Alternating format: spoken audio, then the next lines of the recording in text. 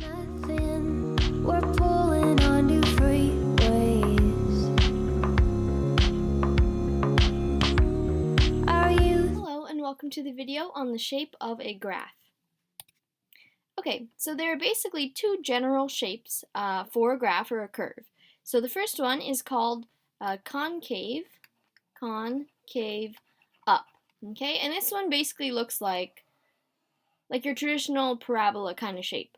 And it doesn't have to be a parabola necessarily. It could just be one section that's concave up or another section that's concave up. Stuff like that, okay? So anyways, that's concave up.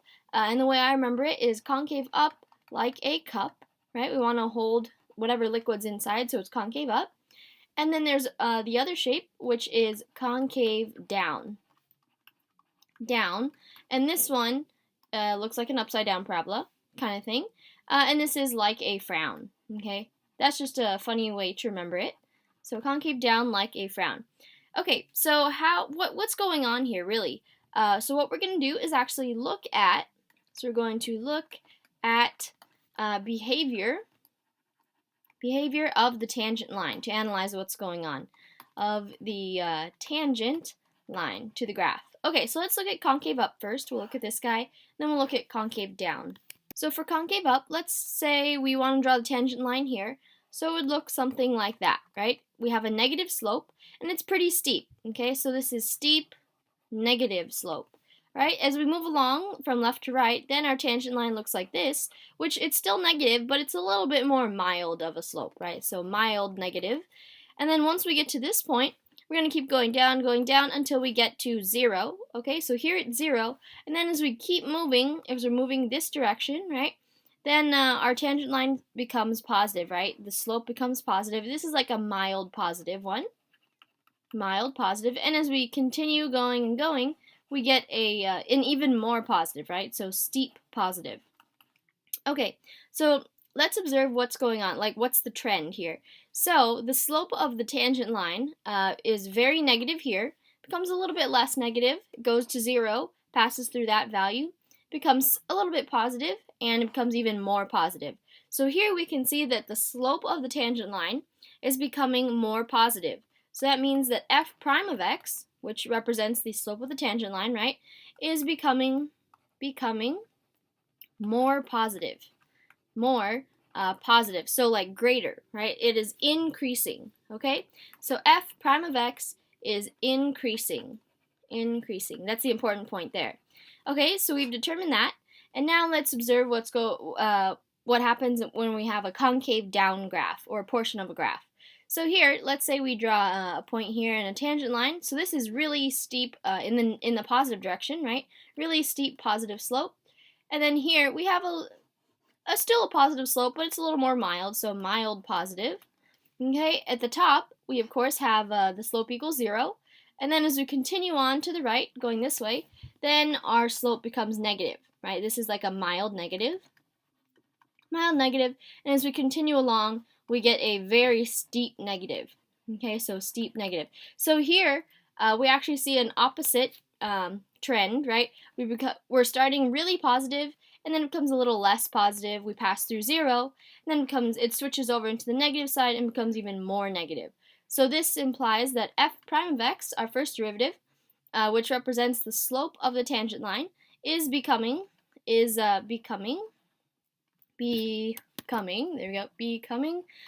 more negative in this case. More negative. So that means that f prime of x is decreasing. Okay, so those are the two important points that we want to take away. Concave up means that our f prime of x is increasing, and concave down means that our f prime of x is decreasing. Okay, so what does this mean? Let's go back to our knowledge of increasing and decreasing functions. So when a function is increasing, if a function is increasing, that means that its derivative is positive on that interval, right? So its derivative is positive, and if it's decreasing, if function is decreasing, that means that its derivative should be negative for all the time that it is decreasing. Derivative is negative. So if we apply that to what we just found out about, so we have the concave up means that our f prime of x is increasing, okay? So that means that the derivative of this function, of this increasing function, should be positive.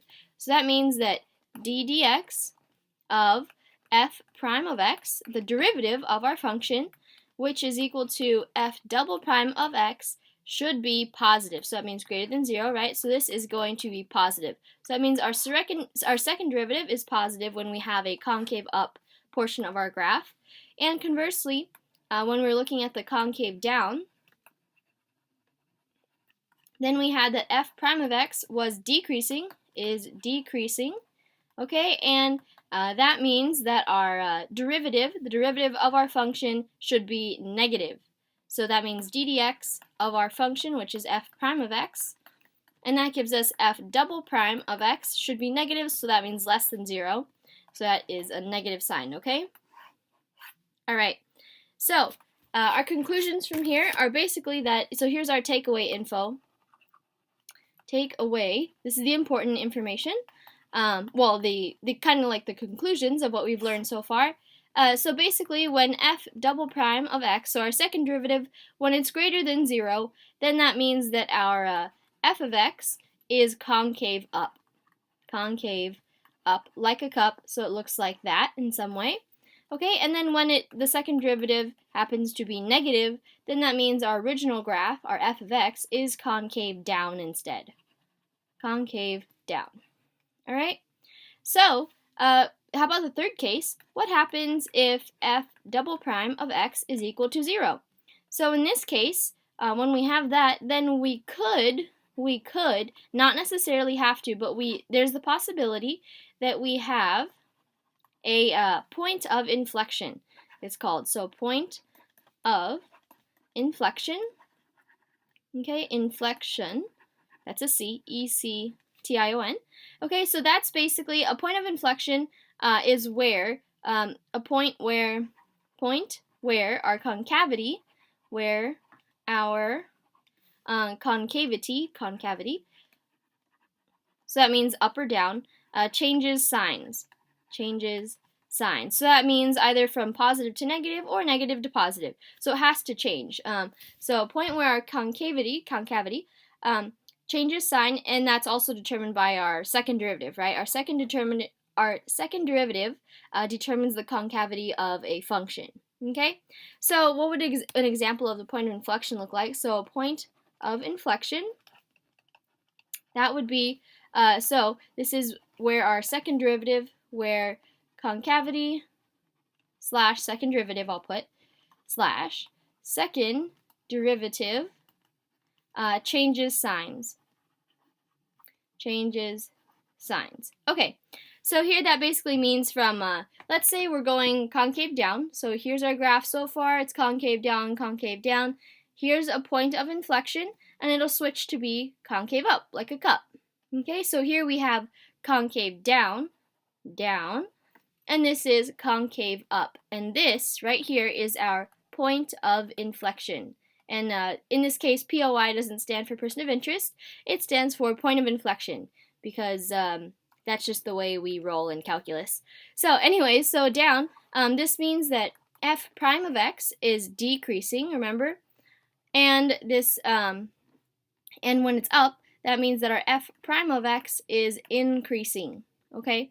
The second derivative is positive. So if we go from a negative, well, that means that if, for this section here, for the, I guess the left section, right, if we have our second derivative being negative, right, for concave down, and then it switches to be positive, that means that our f prime of x graph, or our f prime of x, is decreasing, right? So it'll be decreasing, and then it reaches this point of inflection, and f prime of x turns into being increasing. So that means that at this point of inflection, our f prime of x graph actually has a local minimum, which I haven't depicted.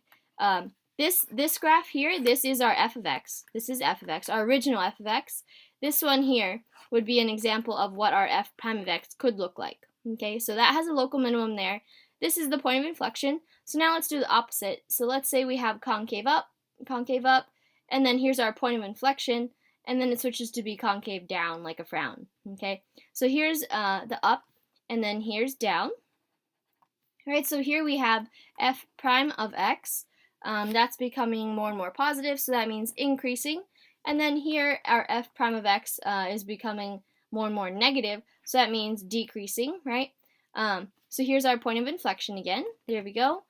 So here our f double prime is going to be positive, and f double prime is going to be negative. Okay, so we switch from f prime of x being increasing to decreasing. So on our f prime of x graph, it could possibly look like increasing to